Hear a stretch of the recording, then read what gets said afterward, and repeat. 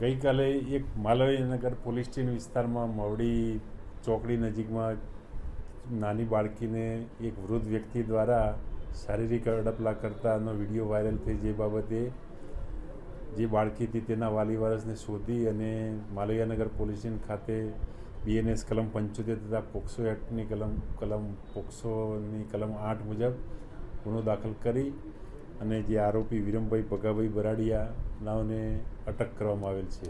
પ્રાથમિક તપાસમાં એવું છે કે અગાઉ પણ આ બાળકી સાથે આરોપીએ તેના ઘરે શારીરિક અડપલા કરેલાનું પણ જણાવે છે. એ પરિચયમાં એ નજીકમાં રહેતા હોવાથી બાળકી તેમના ઘરે જતી હોવાથી શારીરિક અડપલા કરેલનું માલુમ પડેલ છે.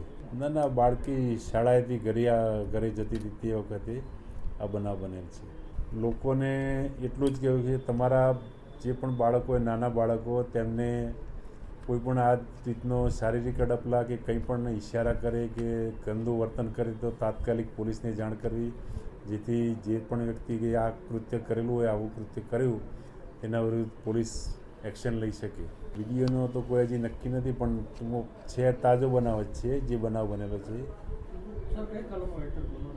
BNSની કલમ 75 અને પોક્સો એક્ટની કલમ 8 મુજબ ગુનો દાખલ કરવામાં આવે છે.